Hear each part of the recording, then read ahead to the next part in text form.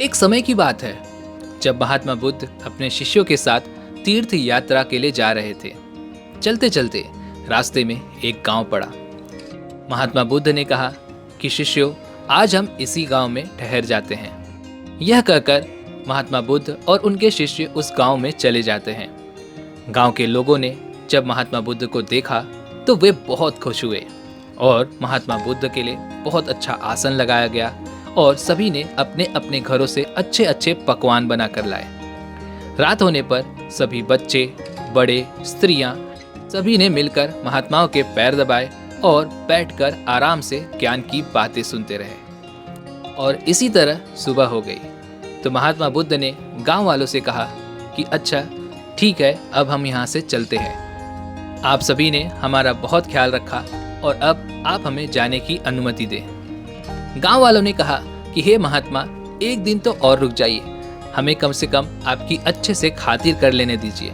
लेकिन महात्मा बुद्ध ने मना कर दिया और कहा कि नहीं, अब हमें चलना होगा, लेकिन हम फिर कभी जरूर आएंगे। यह कहकर महात्मा चलने लगे और चलते हुए महात्मा बुद्ध ने गांव वालों को वरदान दिया और कहा कि सब के सब उजड़ जाओ। यह वरदान देकर महात्मा बुद्ध वहां से चले जाते हैं। धीरे धीरे चलते चलते महात्मा बुद्ध एक दूसरे गांव में पहुंचते हैं और शाम का वक्त हो चुका होता है। तो महात्मा बुद्ध अपने शिष्यों से कहते हैं कि चलो आज की रात हम इस गांव में बिता लेते हैं। लेकिन जैसे ही वो उस गांव में जाते हैं, वहां पर एक बड़ा सा बच्चों का झुंड उन्हें चारों तरफ से घेर लेता है और कोई उन पर मिट्टी फेंकने लगता है तो कोई उन पर कीचड़ फेंकने लगता है। लेकिन महात्मा बुद्ध और उनके शिष्य बड़ी मुश्किल से उनसे पीछा छुड़ाकर एक अच्छी सी जगह पर पहुंच जाते हैं और उनके पास जो फटा पुराना कंबल था उसे बिछाकर वे लोग बैठ जाते हैं।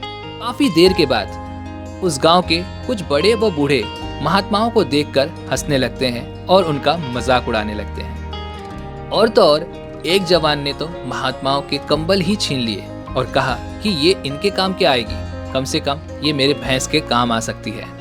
वे महात्मा बुद्ध और उनके शिष्यों का बहुत अपमान करते हैं और आखिरकार वहां से चले जाते हैं। महात्मा बुद्ध और उनके शिष्य भूखे और प्यासे रहकर बड़ी मुश्किल से उस रात को वहीं पर बिताते हैं और सुबह होते ही महात्मा बुद्ध और उनके शिष्य वहां से चलने लगते हैं। लेकिन जाते जाते महात्मा बुद्ध ने इस गांव को वरदान दिया कि सब के सब बसे रहो।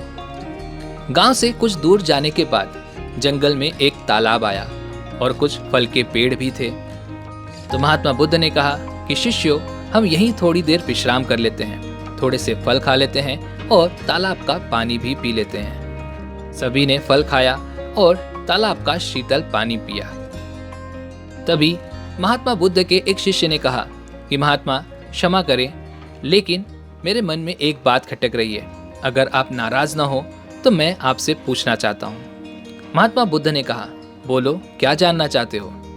शिष्य ने कहा, महात्मा, जिस गांव में हमारी अच्छी सेवा हुई, वहाँ के कितने अच्छे लोग थे, उन लोगों को तो आपने वरदान दिया कि उजड़ जाओ, और जिस गांव में हमारा अपमान हुआ, उन लोगों को आपने वरदान दिया कि बसे रहो।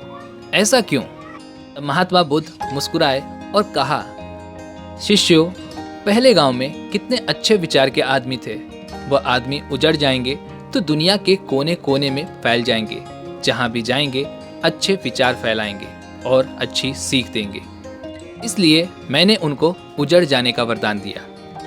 और जो दूसरा गांव था, वहां के लोग पापी और बेवकूफ़ थे। वे जहां भी जाएंगे अन्य लोगों को पाप और अन्याय करना ही सिखाएंगे। इसलिए उनको एक जगह ही टिके रहना ठीक है। इसी कारण मैंने उन्हें वरदान दिया कि बसे रहो।